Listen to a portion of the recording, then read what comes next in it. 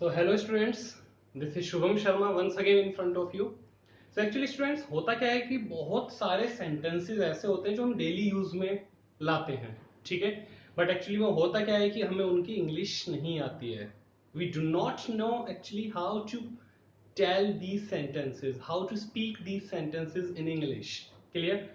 Okay, so actually today I have brought some sentences which we can use in regular English. तो हम जो रोज use कर सकते हैं कुछ वो सेंटेंसेस हैं, बहुत ही इंटरेस्टिंग से सेंटेंसेस हैं. I hope you will really love that. Clear? So today I'm gonna tell you how to speak these sentences which will beautify your language. Okay? So पहले एक सेंटेंस आपने सुना होगा कि आपसे बोला जाता है कि भाई ये मेरा मामला नहीं है, या फिर आप ये कहते हैं कि भाई इस बात से मेरा कोई लेना देना नहीं है. तो how to speak this sentence into English, इस बात से मेरा कुछ लेना देना नहीं है. आप सिंपली कहिए this is not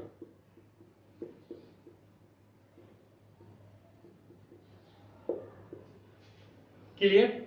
so next time जब आप कभी किसी से बोलें कि भाई इट्स नॉट माई मैटर, तो आप इट्स नॉट माई मैटर बोलने की बजाय आप सिंपली बोलिए this is not cup of my T.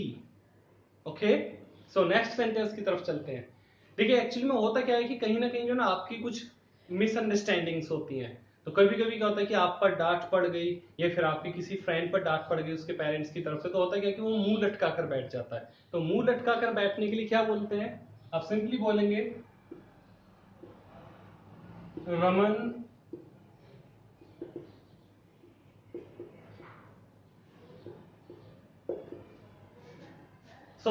अगर कोई गुस्सा है, नाराज है, मुंह लटका कर बैठा है, किसी से बात नहीं कर रहा है, तो नेक्स्ट टाइम यू से this sentence Raman is having, I repeat, Raman is having a long face. Clear? तो नेक्स्ट शब्द की तरफ चलते हैं. कभी कभी क्या होता है कि आप बहुत इरिटेट होते हैं, ठीक है, आपके कमरे में कोई आता है, आप कहते हैं कि बाहर चले जाओ, ठीक है. अब सिंपल मेथड क्या है कि गेट आउट, ठीक है, but another is be off. Be off का मतलब है कि यहां से दूर चले जाओ, जाओ इस कमरे से बाहर, तो बी ऑफ. तो नेक्स्ट टाइम अगर आपको कभी ऐसा कोई वर्ड बोलना पड़े, ऐसा कोई सेंटेंस बोलना पड़े, then simply this is the better option, you can simply say be off. Clear? So don't say get out of the room, simply say be off. Clear? So next sentence की तरफ चलते हैं. अब होता क्या है कि वैसे तो obviously it's the month of July, जुलाई का मंथ चल रहा है, बहुत ज्यादा गर्मी पड़ने लगी है, थोड़ी देर के लिए भी कोई सनशाइन, धूप में जाना नहीं चाहता है. लेकिन अगर हम सर्दियों की बात करें तो दैट्स द फेवरेट टाइम कि जब आपको सूरज में धूप सेकने के लिए मिले, तो आप क्या बोलते हैं,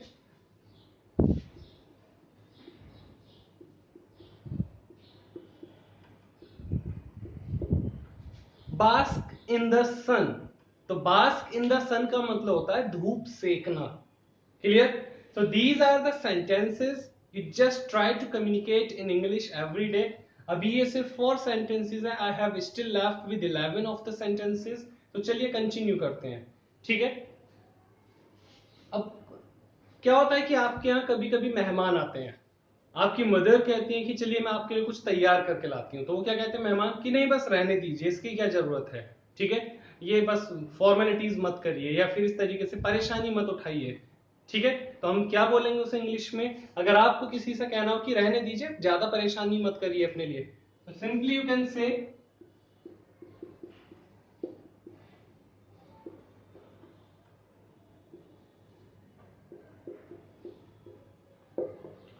don't stand on formalities.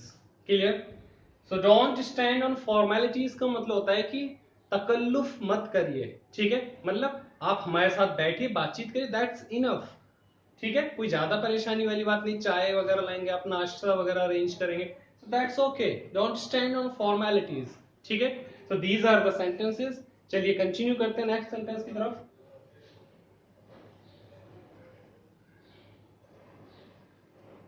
So actually students होता क्या है कि these are the sentences which make our language very beautiful.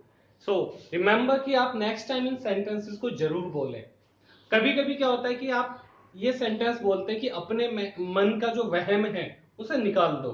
मतलब अपने मन में किसी भी तरीके का कोई वहम मत रखो। तो कैसे बोलते हैं, आप सिंपली करिए,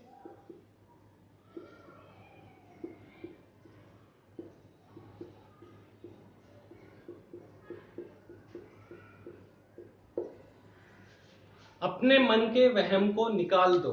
तो how to speak in English, you simply say these words, this sentence, clarify your misconceptions।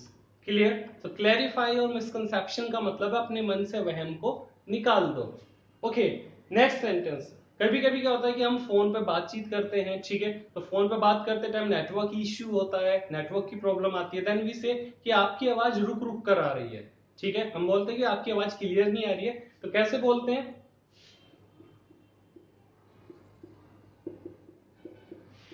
Your voice is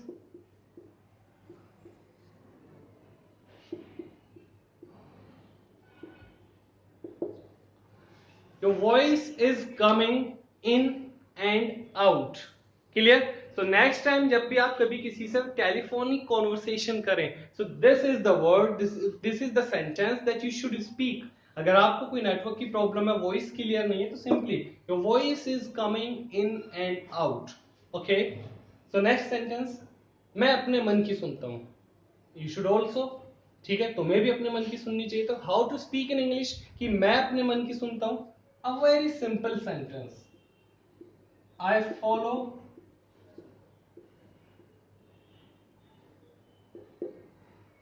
I follow my heart।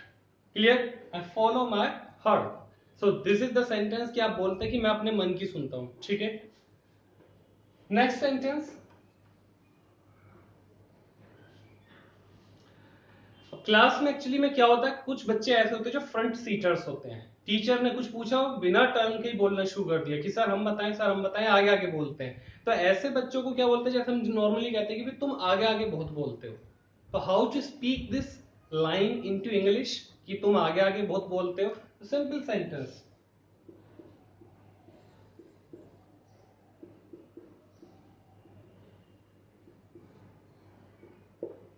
You speak out of turn. Clear?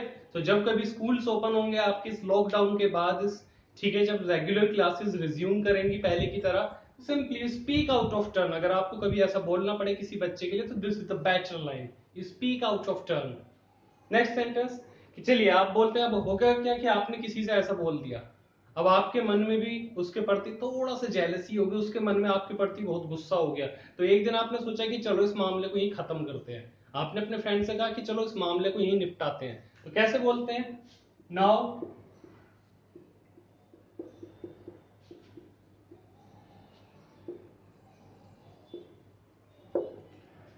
Now settle the matter. Clear? इस बात को यहीं पर खत्म करते हैं, चलिए settle कर लेते हैं, ठीक है।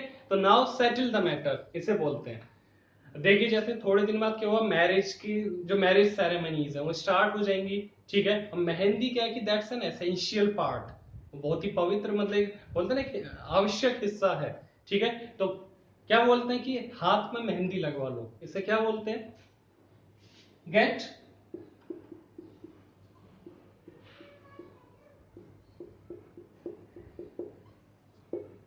get the henna applied। Clear? So next time when you speak such kind of sentences in Hindi, try to communicate in English, and these are really very helpful sentences। I'm gonna tell you some more sentences regarding this। These are the basic sentences जो हम daily life में use करते हैं। But remember, हम कभी कभी जो इन sentences को नहीं जान पाते। We have these sentences in our mind, हमारे मन में तो ये चीजें रहती हैं, बट एक्चुअली में होता क्या है कि हम इंग्लिश में कैसे बोलें, वी डू नॉट नो, हम नहीं जानते, ठीक है। तो चलिए, अब कभी कभी क्या होता है कि कोई आपसे बहुत ज्यादा इंप्रेस्ड होता है, ठीक है, आपकी सारी बातों को फॉलो करता है, आप जो करते हैं वो भी सेम एज इट इज करता है, तो आप बोलते हैं उस पर मेरा जादू चल गया। क्लियर? तो कैसे बोलते हैं, he is under my spell.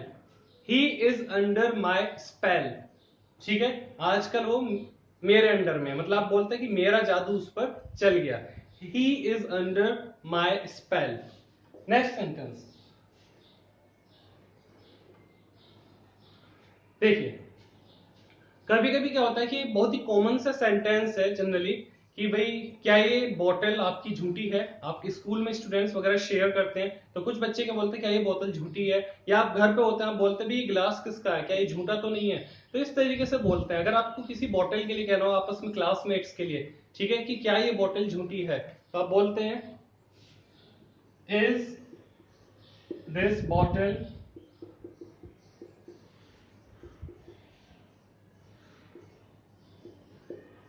Is this bottle tested. Reply क्या होगा, yes this bottle is tested. Clear. तो नेक्स्ट टाइम अब आपको ये पूछना पड़े अगर ये सेंटेंस, तो simply this is the best way, ठीक है। Is this bottle tested, is this glass tested. Clear. So next sentence, अब एक्चुअली में क्या है कि इट्स अराउंड 1:30 का टाइम है। बहुत भूख लग रही है मुझे, मेरे पेट में चूहे दौड़ रहे हैं, ठीक है। तो जैसे ही मैं इस वीडियो को फिनिश आउट करता हूं उसके बाद बस मैं फ्रेश होकर जल्दी से लंच करूंगा। तो लेकिन मुझे कैसे बोलना होगा कि मेरे पेट में चूहे दौड़ रहे हैं, तो सिंपली आई